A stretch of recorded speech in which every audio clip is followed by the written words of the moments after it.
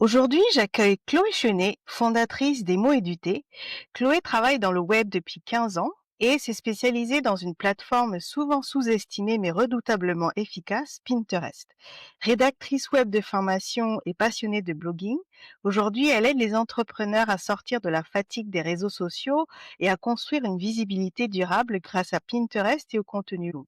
Bienvenue Chloé, je suis ravie de t'accueillir. Bonjour Anitra et bah, merci pour l'accueil, ça me fait très plaisir d'être là aujourd'hui. Tu as commencé comme rédactrice web et blogueuse. Comment est-ce que ce parcours t'a menée jusqu'à Pinterest? Alors moi, quand j'ai commencé à travailler dans le web, Pinterest, ça existait pas vraiment. Donc heu, Ouais. donc c'est vrai, donc j'étais rédactrice web et j'avais mon propre blog et en fait, bah, tout simplement, je voulais donner plus de visibilité à mon blog. J'ai Mmh. cherché des solutions pour ça, en plus du SEO Google. Mmh. J'ai trouvé le blog d'une américaine qui parlait de Pinterest, j'ai suivi ses conseils et le trafic a décollé en quelques semaines. J'ai eu vraiment des résultats, très impressionnants, donc forcément l'outil tout de suite m'a passionnée et bah, petit à petit, je me suis formée dessus et j'ai fini par en faire mon expertise principale. L'avantage principal de Pinterest, c'est que ça permet de générer du trafic vers un site web. Donc bien sûr, il y a de la visibilité aussi et de l'engagement sur la plateforme, mais tous les contenus qu'on poste sur Pinterest, on peut les associer à un lien et les utilisateurs et utilisatrices de Pinterest, ils ont l'habitude de cliquer sur les liens pour aller sur les sites et pour avoir plus d'informations, pour, lire un article en entier, pour acheter un produit, pour télécharger un freebie. Donc c'est vraiment quelque chose qui fait partie de l'écosystème de Pinterest, ce fait de mettre des liens et d'avoir du trafic et c'est vraiment, l'avantage premier de Pinterest. D'accord. Beaucoup d'entrepreneuses, disent se sentir prisonnières de la roue du hamster sur Instagram ou, LinkedIn. Qu'est-ce que tu observes chez celles que tu accompagnes?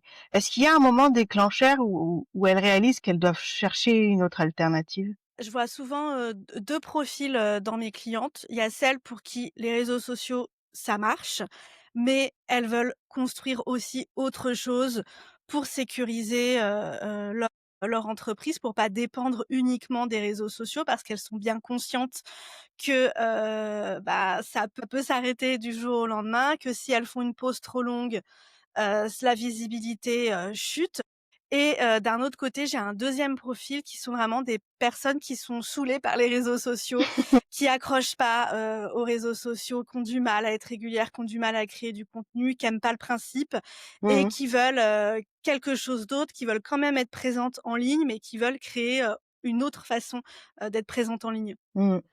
Et à ton avis, quel est le plus grand malentendu sur la visibilité qu'apportent les réseaux sociaux aujourd'hui? Moi, je pense que le problème qu'on a avec les réseaux sociaux, c'est qu'on les met un petit peu au-dessus de tout et que ça semble, un peu obligatoire alors qu'il y a plein d'autres façons de se faire connaître, même d'autres façons que de créer du contenu, en ligne. Il y a plein de choses qu'on peut faire et des fois, du coup, on sous-estime d'autres stratégies parce qu'on se dit: «Non, c'est plus important que je sois sur Instagram».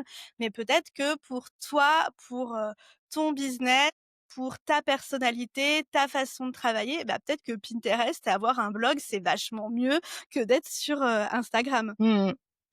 Et comment on peut savoir s'il faut plus faire du Pinterest ou plus les réseaux sociaux? Alors après, je pense pas que faut pas choisir forcément entre l'un ou l'autre. On peut faire tout à fait, les 2, mais aller sur Pinterest, c'est intéressant si alors déjà, on a un site internet, on veut que les gens arrivent sur notre site internet. Parce que Pinterest, comme je le disais au début, ça amène du trafic sur le site internet.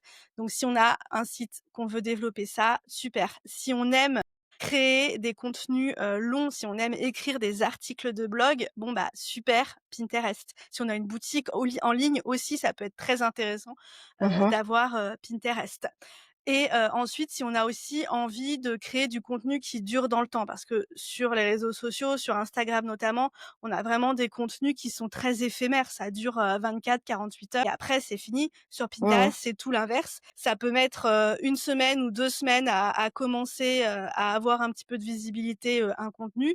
Par contre, après un contenu qui marche pendant des années, il peut rester Mmh. visible et il peut amener du trafic. Moi, j'ai des épingles que j'ai créées il y a peut-être, 3 ou 4 ans qui m'amène encore du trafic régulièrement sur mes sites.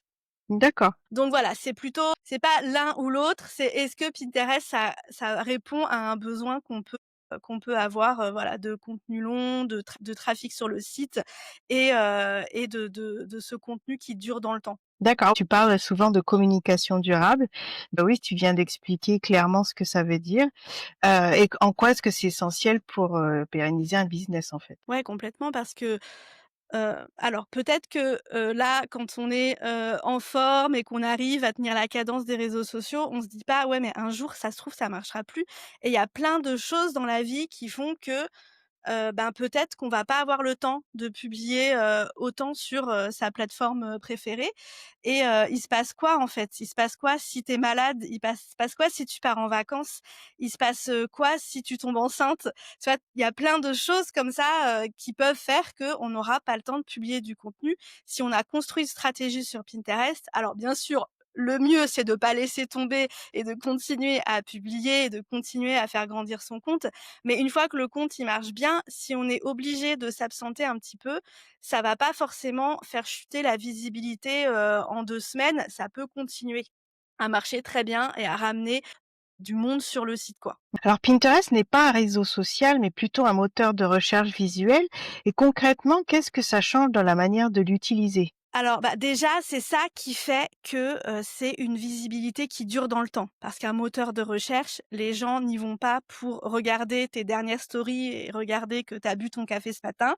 Ils y vont pour faire une recherche, ils ont un but précis, se dit: «OK, je j'ai tel projet, j'ai besoin de telle information, je vais chercher ça sur Pinterest». Et donc, Pinterest montre nos contenus dans, les résultats de recherche et c'est pour ça qu'il montre le contenu le plus pertinent, pas forcément le contenu le plus récent.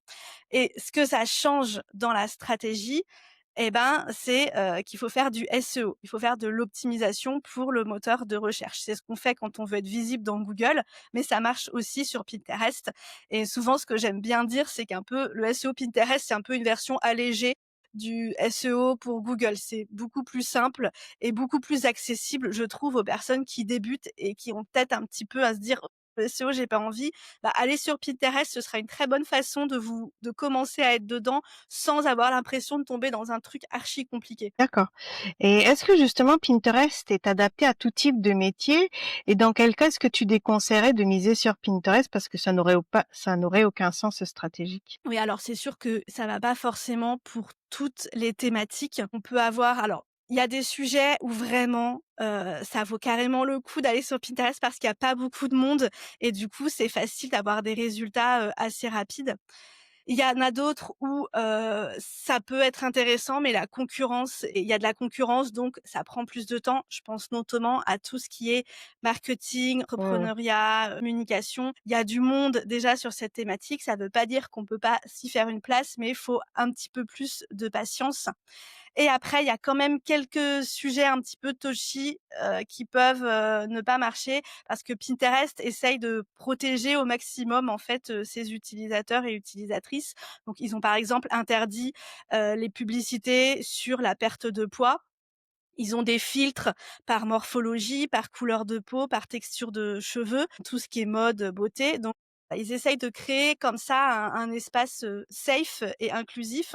Mais du coup, ça veut aussi dire que, par exemple, si on est, une thérapeute et qu'on accompagne, sur les troubles du comportement alimentaire, ça va peut-être être compliqué parce que, on va pas pouvoir poster, quelque chose sur, l'anorexie parce que Pinterest va, si on cherche anorexie, il va mettre un message plutôt de prévention, de dire: «Si vous rencontrez des problèmes, allez, appeler ce numéro». Voilà, ce genre de choses, un peu de prévention qui font que bon, bah, du coup, même si nous on part pas d'une mauvaise intention, ça peut être plus Mmh. difficile de se positionner sur, certaines thématiques. Mais voilà, ça reste quand même des problèmes très niches et en Mmh. dehors de ça, il y a énormément de sujets qui sont sur Pinterest.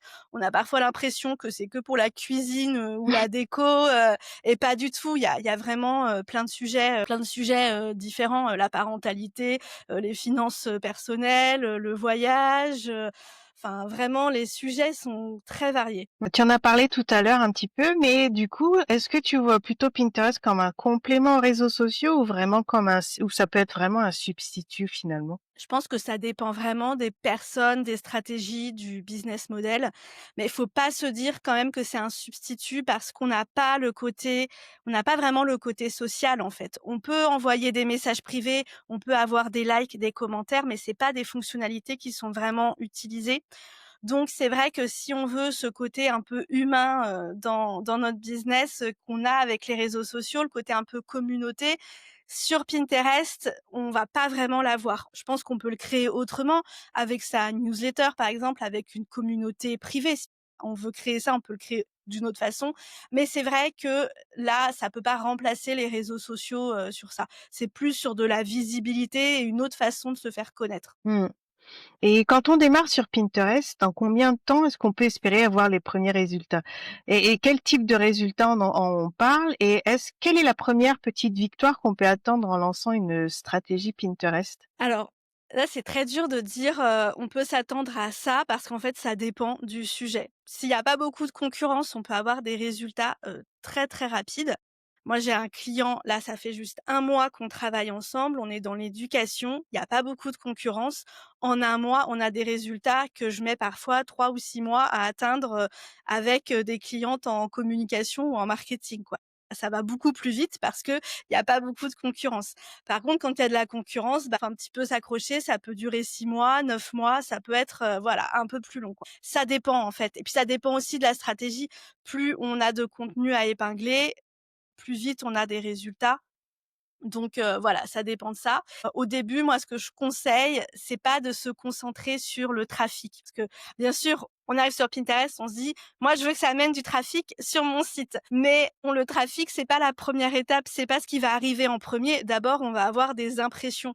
Donc ça, c'est la diffusion du contenu sur la plateforme. Donc moi, ce que je conseille aux personnes qui commencent vraiment, c'est déjà concentrez-vous sur les impressions.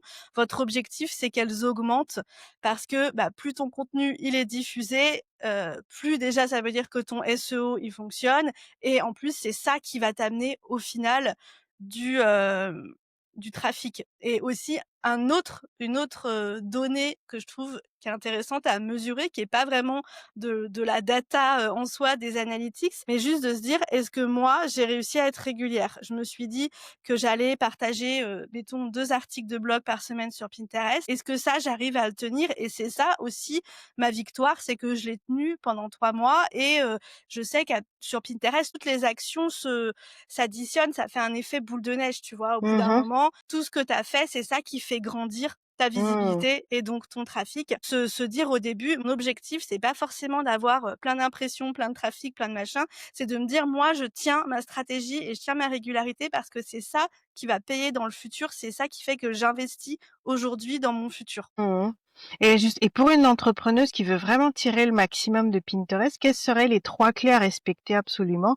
Et quels, selon toi, les ingrédients d'une stratégie Pinterest qui marche vraiment au-delà des visuels? Alors, j'allais dire les visuels, mais Oui, mais on en donc parlera après si on tu en veux. parlera après. Donc bon, les visuels quand même, bien sûr, puisque c'est un moteur Mmh. de recherche, visuel, mais aussi, bah, je viens de le dire, la régularité, vraiment.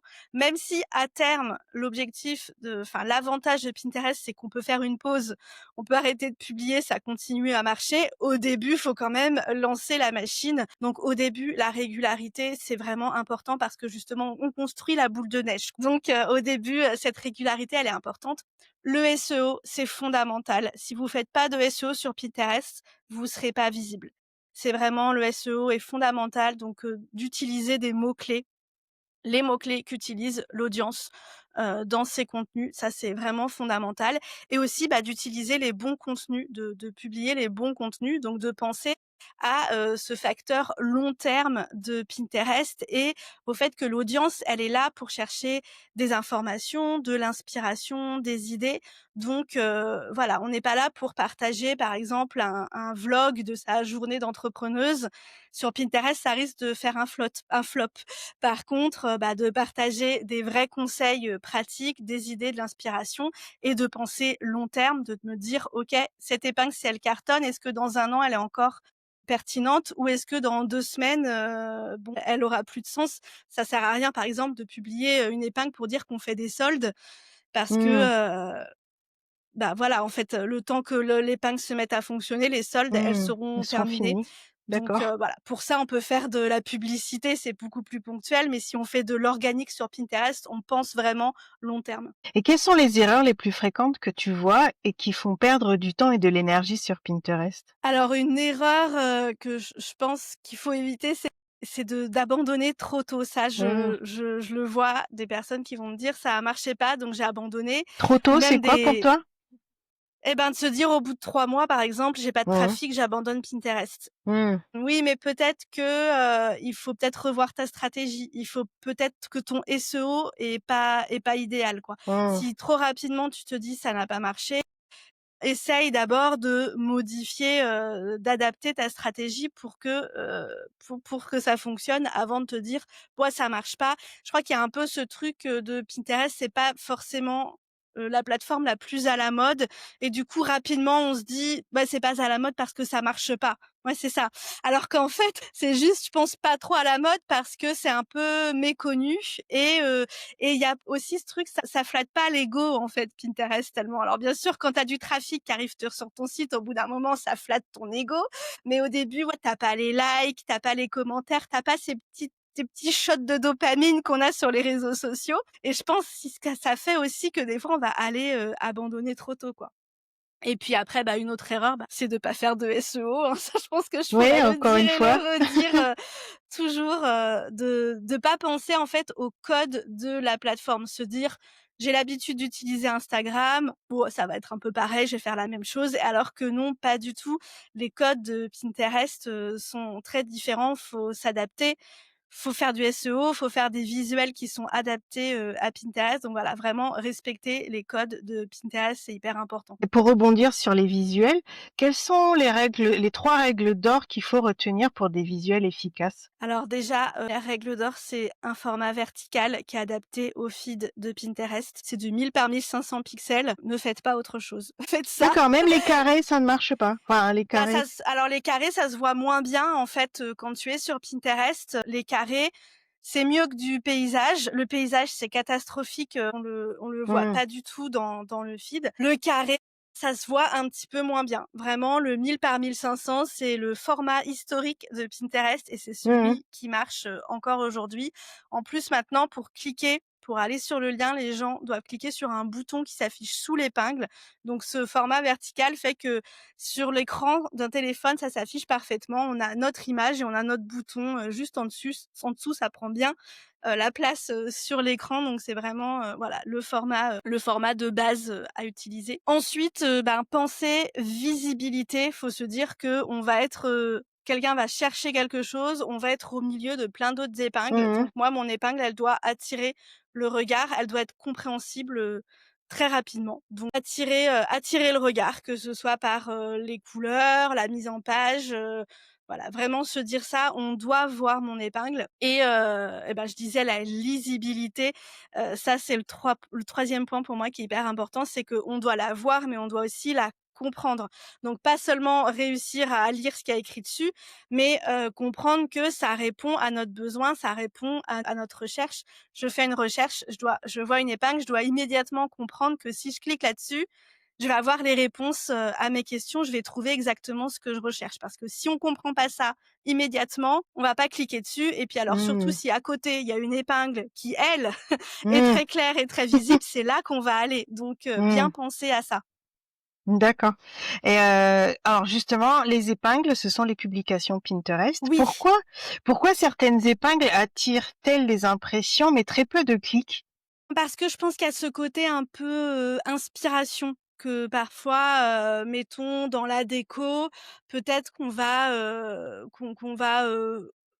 être bien diffusé sur, la plateforme. Les gens vont l'enregistrer dans leur tableau en inspiration, mais pas forcément cliquer tout de suite dessus et il y a aussi ça, il y a aussi les enregistrements. Ça, c'est une autre fonctionnalité spécifique, c'est que sur Pinterest, sur notre profil, on crée des tableaux thématiques dans lesquels on enregistre nos épingles. Donc nous, on fait ça en tant que pro, mais les utilisateurs lambda de Pinterest, ils font ça aussi sur leur profil. Moi, sur mon profil perso, j'ai un tableau crochet, un tableau cuisine, un tableau broderie où je mets tous mes Mmh. petits trucs dedans et et les utilisateurs et utilisatrices de Pinterest, ils planifient. Ils ont un projet, ils viennent sur la plateforme et ils sont en Mmh, train de planifier. Donc ils vont des fois enregistrer. Donc l'épingle, pour l'algorithme, c'est un signal positif, c'est de l'engagement, l'enregistrement. Donc ça peut faire qu'elle va être plus diffusée sur la plateforme, donc augmenter les impressions et heu et les gens l'enregistrent, mais vont pas forcément cliquer tout de suite dessus. Mais ça se trouve, dans d'accord. 3 mois, ils vont revenir et puis ils vont avoir avancé dans leur projet et ils vont être prêts à, cliquer dessus et aller voir le contenu ou le produit, de plus près. Donc voilà, il y a ça aussi. Et bon, alors, une épingle qui a des impressions, mais qui n'a pas d'enregistrement ni de clics, Mmh. là, faut se dire: «OK, il y a peut-être, quelque chose à revoir dans mes visuels, il y a un truc qui colle pas puisque les gens, ils enregistrent pas, ils cliquent pas, il y a le SEO fonctionne, mais derrière la conversion fonctionne pas. Par contre, une épingle qui a plein d'impressions, qui a pas beaucoup de clips, mais qui a des enregistrements, ça peut être bien aussi. Puis ça fait aussi de l'engagement sur le profil et ça se répercute sur d'autres épingles qui, elles, vont peut-être mieux convertir en trafic. Mmh, d'accord, OK. Oui, donc c'est vraiment une stratégie déjà sur le moyen et long terme et Mmh. puis comme tu dis, oui, il y a des indicateurs quand même aussi à prendre en compte, pour chaque épingle et selon toi, Exactement. qu'est-ce qu'on sous-estime le plus? Le volume de trafic que Pinterest peut générer ou la qualité de ce trafic? Les 2, je pense, parce que le fait qu'on voit Pinterest souvent, quand on connaît pas bien la plateforme, on se dit: «C'est un réseau social». On n'imagine pas que, ça peut amener vraiment beaucoup de trafic. Ça, on le voit pas forcément. Donc ça, c'est une première chose qui fait qu'on sous-estime, Pinterest et on se rend pas compte non plus que, cette fonctionnalité de recherche fait que le trafic est quand même, assez qualifié parce que quelqu'un par exemple, moi, dans mon cas, j'ai un article qui parle, de Pinterest. Quelqu'un qui s'intéresse à Pinterest va chercher des Mmh. infos sur le marketing Pinterest, cliquer sur mon épingle, il arrive sur mon site, il s'intéresse à ma thématique principale et donc c'est quelqu'un qui est qualifié et qui va pouvoir rejoindre ma newsletter ensuite. Donc ça, voilà, c'est du trafic qui est qualifié à condition, bien sûr, d'avoir une stratégie de contenu qui est bien pensée. Moi, je vends des prestations en Pinterest. Si je me mets à publier des recettes de gâteaux au chocolat, peut-être qu'elles vont cartonner sur Pinterest. Peut-être que j'aurai plein de trafic, mais bon, bah, ce sera pas du tout qualifié. C'est des gens qui vont jamais aller acheter mes services ou mes produits. Donc, pour avoir ce trafic qualifié, voilà, le trafic, ça fait pas tout. Faut avoir pensé sa stratégie de contenu en amont pour proposer le bon contenu qui attire les bonnes personnes. D'accord. Oui, il y a une cohérence aussi à maintenir finalement, Mmh. et puis, faut que ça fasse sens aussi. Ça fait partie d'un écosystème, complet, c'est pas un truc, tout seul, ça fait partie de toute notre stratégie, comme j'ai envie de dire comme tous les moyens de communication, et surtout dans la stratégie de contenu, tout se regroupe Tous et sont se liés. recoupe, Mmh, et se complète. mmh. Et si tu devais convaincre une entrepreneuse encore sceptique aujourd'hui d'essayer Pinterest en une phrase, qu'est-ce que tu lui dirais? Je lui dirais, «Est-ce que tu as envie de te créer un moyen de communication qui va t'amener tous les jours des gens sur ton site?» Et ces personnes-là vont s'inscrire à sa newsletter et vont être intéressées par tes produits et ça va même pas te demander, des efforts, de dingue. En quelques heures par mois, ce sera fait. Chloé, cette année, tu participes au cabinet des curiosités et ton petit produit fait partie des 124 produits du bundle. Par ça, où est-ce qu'on peut te trouver? Ben, vous pouvez me trouver sur mon site desmotsédutés.fr et vous pouvez me trouver bien sûr sur Pinterest, Des mots édutés et sur LinkedIn, Chloé Chenet. Sur Instagram, j'ai aussi un compte, des mots édutés. Je ne publie plus beaucoup sur Instagram. Je publie plus de posts. Je fais parfois quelques petites stories, mais bon, si vous avez besoin de me contacter, que vous voulez le faire par la messagerie, Instagram, c'est possible, je réponds à mes messages. D'accord. Merci beaucoup, Chloé. Merci à toi.